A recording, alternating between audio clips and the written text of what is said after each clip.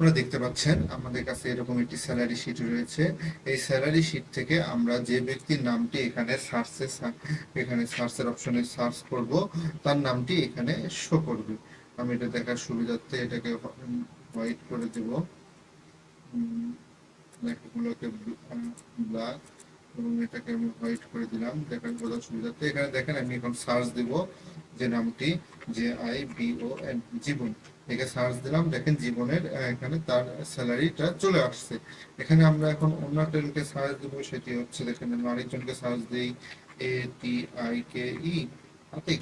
দেখেন আতিকের স্যালারি চলে আসছে। আমরা এরকম একটি সার্চ ফিল্টার কিভাবে করতে পারি এটি আমরা দেখবো। এটি করার জন্য আমাদেরকে যা করতে হবে, আমাদের প্রথমত যা করতে হবে, এই ঘরটিতে ক্লিক করতে হবে। এই ঘরটিতে ক্লিক করার পরে আমরা এখন এখানে যে ফর্মুলাটি ইউজ করব সেটি হচ্ছে ইকুয়াল। আমরা দেখেন আমরা এখানে লিখতেছি equal FILTER filter first bracket. আমরা এখন এই টোটাল ঘরটিকে সিলেকশন করলাম। সিলেকশন করার পরে আমরা এখন দেব এখানে হচ্ছে একটি কমা। এরপরে আমরা এই সার্চ ঘরে কি দিয়ে সার্চ করব সেটি হচ্ছে নাম। আমরা এই নামের ঘরগুলোকে সিলেকশন করে দিলাম। এরপরে আমরা হচ্ছে দেব ইকুয়াল। ইকুয়াল দিয়ে আমরা যেহেতু এই ঘরে সার্চ দেব, এই ঘরটিকে সিলেকশন করলাম, ফার্স্ট ব্র্যাকেট ক্লোজ এবং ইন্টার।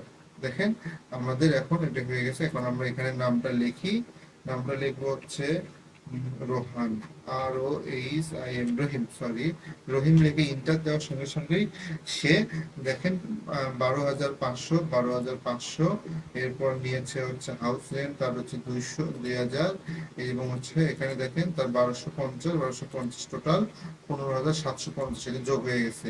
এবং সে পরবর্তী মাসে কত নিয়েছে, সেম 3টি কাউন্ট হয়ে গেছে। তার পরবর্তী মাসে সে কত নিয়েছে, সেম 3টি কাউন্ট হয়ে গেছে। আমরা তাহলে দেখতে পেলাম আমরা কিভাবে একটি ছোট্ট ফর্মুলা ইউজ করে আমরা এই কাজটি করতে পারি। ধন্যবাদ।